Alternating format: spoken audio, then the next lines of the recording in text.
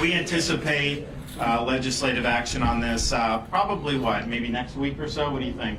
Yeah, probably next week. So it's good, and I think the board will also just say that there's legal problems and we'll get out of the agreement. But when you have a statutory scheme that contemplates something like this and the legislature is speaking, that really is I think a strong 1-2 punch, and it just shows that we're going to continue to go with the rule of law, and we're not going to allow self-governing for any one big corporation. And look, like I said, we weren't planning on having to come back to do any legislation. We thought implement the vision. You're basically on a level playing field. Yes, a lot of goodies are removed, but it is what it is. And so, here we are, and we're just going to have to, keep fighting back, and we will continue to do it because there's a larger principle at stake than just about, this company and everything. It's ultimately, we are a government of laws, not a government of individual men or even a government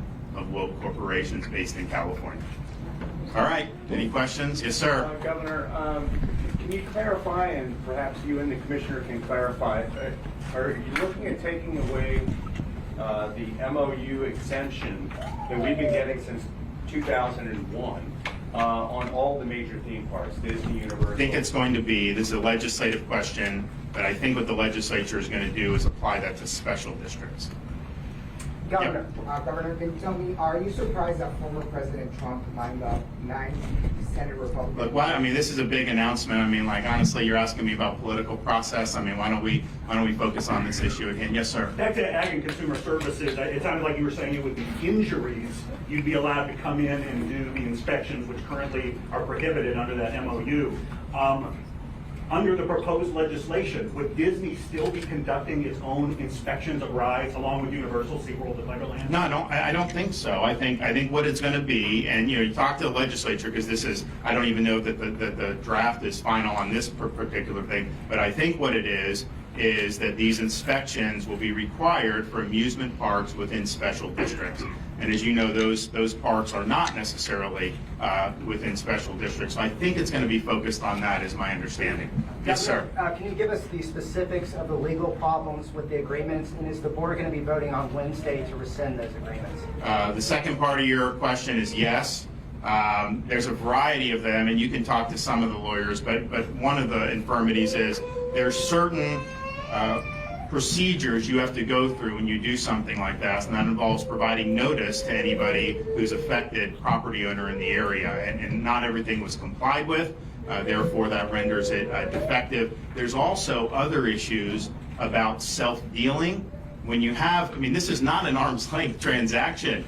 And there's an inspector general investigation going on, and if there's any type of criminal fraud, that will be pursued. So we had that launched last week, and so that's been going on, and they'll probably get some answers as to how did this happen. But I think what you'll find is that this is basically a sham agreement, that this was just a corporation doing an agreement for itself without any counterparty, effectively.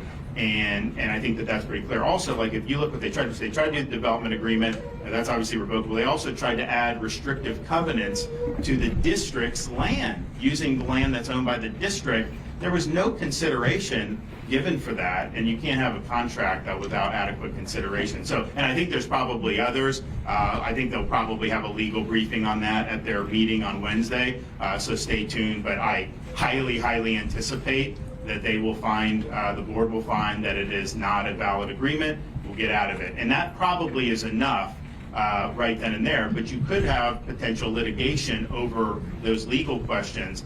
I think when the beauty of the legislature getting involved is that they're going to come in and they are now going to be in a situation where they can just pursuant to Florida statute in a situation that was envisioned by this to basically say, you know what, no, this development agreement's revoked.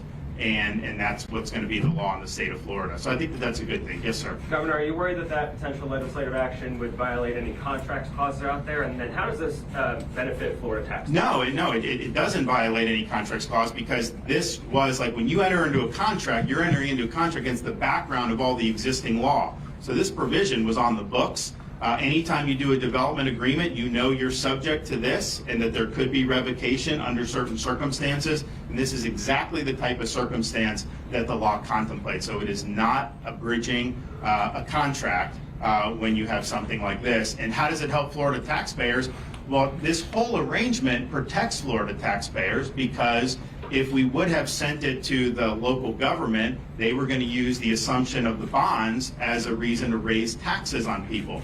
There's all kinds of copies spilled about this. People were saying, oh, you're going to have thousands of dollars more in tax. And I said it wouldn't happen. But then lo and behold, what did we do? We went this direction to protect all those folks from having to do. Now, I do think, like when they do the whole millage rate, when they look at that, when they look at the value of the property, you know, to me, it's like if you're undervaluing property, then that means you're not paying your fair share right there. I mean, you get your property assessed by a third party. You don't get to assess your own property for the purposes of the taxes. I mean, imagine if you could do that. I mean, homestead, you're kind of protected in Florida from too much going up, but people that don't have that, I mean, the property values have gone up significantly, particularly over the last 4 or 5 years. And that's just the nature of it. They would never be able to just do their own properties like that. So I think it's protecting taxpayers in Central Florida. I think we're going to have a pathway to get these bonds extinguished.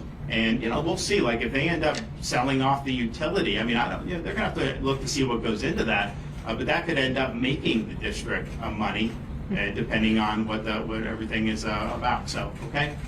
Governor, you had previously talked about tolls and taxing Disney hotels. So does the average person going to Disney, visiting Disney? So what we were referencing is not necessarily that the legislature would impose those taxes, but that they would arm the district with the ability, because actually the old district did have the authority to do toll roads. We took it out in the February legislation.